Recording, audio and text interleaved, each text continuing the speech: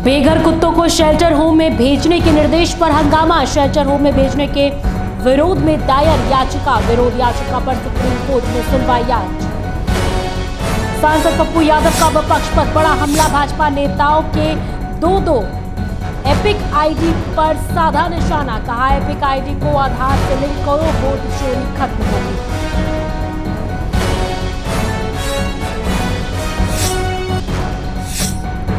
स्वतंत्रता दिवस को लेकर गांधी मैदान में फाइनल परेड रिहर्सल। डीएम और नगर आयुक्त ने किया निरीक्षण। कार्यक्रम में सामाजिक कार्यकर्ता को दिया जाएगा सम्मान। मोतिहारी में 48 घंटे के भीतर चोरी कांड का खुलासा। 4 आरोपियों को किया गया गिरफ्तार। जल्द ही मास्टरमाइंड को भी पकड़ने का आश्वासन।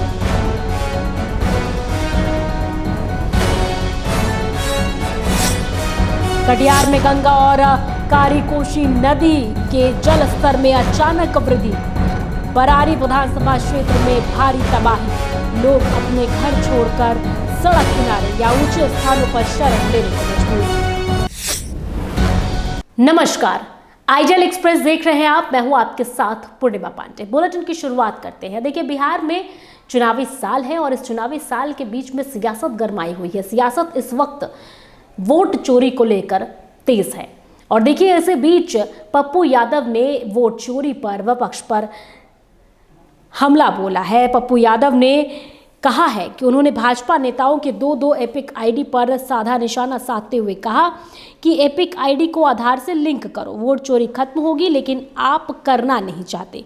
इसके अलावा और क्या कुछ कहा है पप्पू यादव ने, आइए सुनिए। सीसीटीवी फुटेज उसको दिखा नहीं रहा है, बता नहीं रहे हो और वोटर लिस्ट नहीं दे रहे हो कि यह जो नया वोटर है ये कौन है और किसने वोट डाला। तो ये भी गहरी चिंता है युवा के लिए। तो इसीलिए लड़ाई आर पार होगी। ये कोई नुक्का चोरी, ये अलाउद्दीन के चिराग हैं चुनाव आयोग। ये तो चोर हैं एक नंबर के और इनको बर्खास्त करना चाहिए। कोर्ट को इंटरवेन करके इनको बर्खास्त करना चाहिए और संविधान की व्याख्या करने का पूरा राइट कोर्ट को है और संविधान की रक्षा करने का पूरा राइट सदन को। चुनाव आयोग सुरक्षा बढ़ा दी गई है, आपकी क्या कहेंगे? सुरक्षा कौन सुरक्षा बढ़ा दी? चुनाव आयोग इस पे जवाब क्यों नहीं देते? अगली खबर की ओर बढ़ते। देखिए, स्वतंत्रता दिवस को लेकर मोतिहारी के गांधी मैदान में तैयारियां बिल्कुल तेज हैं और इसे लेकर काफ़ी तैयारियां की जा रही हैं, साथ ही निरीक्षण भी किया जा रहा है। जी हां, आपको बताते चले कि फाइनल परेड का रिहर्सल किया गया है, जिसका निरीक्षण करने के लिए डीएम सौरभ जोरवाल और नगर आयुक्त सौरभ सुमन यादव पहुंचे। वहीं सभी एनसीसी, बिहार पुलिस के साथ एनसीसी के जवानों ने परेड में शामिल होकर फाइनल रिहर्सल किया। कार्यक्रम में सामाजिक कार्यकर्ताओं को जिला प्रशासन के द्वारा विशेष रूप से सम्मान दिया जाएगा।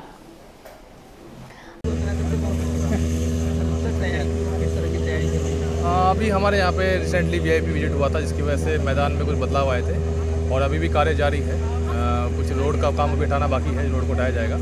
तो उसी क्रम में हम लोग देखने आए थे कि उससे भी कितनी हम लोग को समस्या आ सकती है। तो हम लोग देखने आए थे कि रोड में कोई दिक्कत तो नहीं है या उसकी वजह से हमारे परेड में कोई दिक्कत तो नहीं है। तो कुछ इश्यूज़ हैं, हम लोग इसको शॉर्ट आउट कर रहे हैं और हम लोग आज रिहर्सल कर रहे थे। बाकी सब चीज़ें ठीक है। जो मूवमेंट हमारा है उसको हम लोग और मोटिवेट करेंगे। सब क्या सुरक्षा के दृष्टिकोण से भी हाँ, पूरा इलाका सतर्क रहेगा, डेपुटेशन रहेगा, फोर्स रहेगी, हम लोग रहेंगे सब लोग। और चूँकि 15 अगस्त हमारे लिए बहुत महत्वपूर्ण दिन है, तो हमारे सभी पदाधिकारी फील्ड में रहेंगे। सर, आम आवाम के लिए कुछ कहना चाहेंगे? क्या कार्यक्रम होगा इसके अंदर? परेड में इस बार जो परेड होगी उसका निरीक्षण होगा और कुछ लोगों को पुरस्कार वितरण किया जाएगा। झांकी इसमें नहीं होती है, 26 जनवरी के दिन। अगली खबर की ओर बढ़ते हैं। खबर जामताड़ा से, जहां जामताड़ा में पिछले 10 दिनों से चल रहे स्वतंत्रता दिवस को लेकर परेड रिहर्सल आखिरकार समाप्त हुआ। रिहर्सल अब पूरा हो चुका है।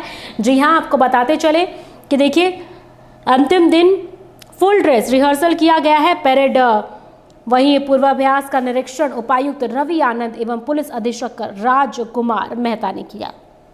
अगली खबर की ओर बढ़ते हैं। खबर हजारीबाग से। देखिए, हजारीबाग में कंपनी के खिलाफ हो रहा आंदोलन ग्रामीणों की ओर से अब हिंसक रूप ले चुका है। देखिए, बताते चले कि हजारीबाग जिले के जोरदाग क्षेत्र में अवैध खनन और एनटीपीसी कंपनी की मनमानी के खिलाफ जारी ग्रामीण आंदोलन अब हिंसक टकराव और कानूनी विवाद में बदल गया है। ग्रामीणों पर हाइवा ऑनरों ने देखिए हमले और झूठे आरोपियों की साजिश ने पूरे इलाके को तनावपूर्ण बना दिया है। बिना सूचना के फैक्ट्री ध्वस्तीकरण से विवाद की शुरुआत हुई है। साथ ही आपको बताते चले कि आरोप है कि एनटीपीसी के माइंस डिवीजन ऑफिसर और ऋतिक कंपनी के पूर्व मंत्री योगेंद्र साव की करीब 1 एकड़ जमीन पर बनी चिमनी फायर क्ले फैक्ट्री और आवासीय भवन और साथ ही आपको बता दें कि चार दीवारी की बिना किसी सूचना या मुआवजे के ध्वस्त कर दिया गया है। वहीं पुलिस बल की मौजूदगी में ग्रामीणों के विरोध में दबाया गया और विरोध को देखिए यहाँ पर दबाया गया और साथ ही योगेंद्र साव के विरोध के बावजूद कार्रवाई की जा रही है। इस मामले पर क्या कुछ कहना है आइए सुनिए। तो फिलहाल यहाँ वक्त है एक छोटे से ब्रेक का। ब्रेक के बाद जल्द हाजिर होंगे।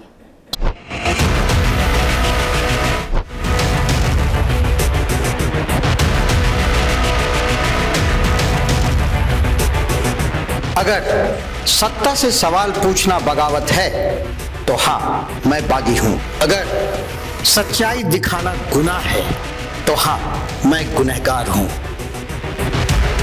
ना डर है, ना दहशत है, ना खौफ तुम्हारे इल्जामों का। पूछेंगे सवाल, तलाशेंगे जवाब और डंके की चोट पर करेंगे सच और झूठ का पर्दाफाश। बरसों पहले जो सफर शुरू हुआ था, अब उसे अंजाम तक पहुंचाने की बारी है। सिर्फ खबर नहीं, अब इंसाफ दिलाने की भी जिम्मेदारी है।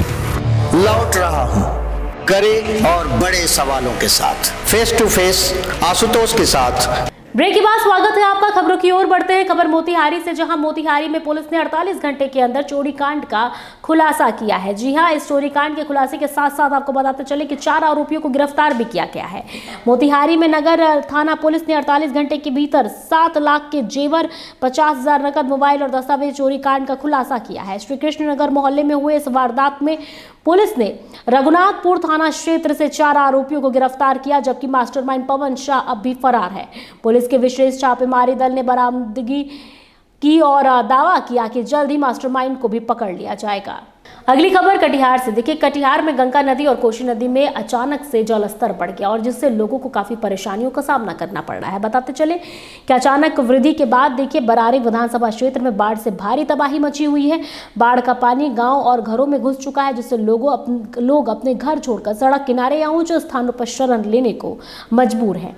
बरारी की राजद नेत्री बेबी यादव ने बाढ़ग्रस्त इलाकों का दौरा कर प्रशासन पर लापरवाही का आरोप लगाया और उन्होंने कहा कि लोगों के घर डूब गए हैं, कहां शरण लेंगे, कोई सुविधा नहीं है, कोई राहत नहीं, सरकार तुरंत इस पर पहल करे। अगली खबर की ओर बढ़ते हैं। खबर फिर से बिहार के मुजफ्फरपुर से। देखिए, बाढ़ की स्थिति ऐसी है कि अब कोर्ट तक पानी पहुंच चुका है। कोर्ट भी जलमय हो चुका है। जहां बैठने की जगह है वहां पर पानी घुस चुका है। जी हां, देखिए, मुजफ्फरपुर कोर्ट पानी हो चुका है। सैकड़ों अधिवक्ताओं के बैठने वाले हॉल में बारिश का पानी और कोर्ट परिसर में भी जल जमाव से लोग परेशान हो गए हैं। वकील पानी में ही कुर्सी पर बैठकर अपना काम मजबूरन कर रहे हैं। बताया गया है कि लाइब्रेरी में पानी बरसों से लग रहा है। रोड का निर्माण होने से रोड ऊंचा हो गया है। कोर्ट परिसर हाल नीचे हो जाने के कारण जल जमाव हो रहा है। हालांकि इसे जल्द ठीक कराए जाने की बात कही जा रही है। तो फिलहाल मेरे साथ इस बुलेटिन में इतना ही। ऐसे ही तमाम अपडेट के लिए देखते रहिए ITL एक्सप्रेस।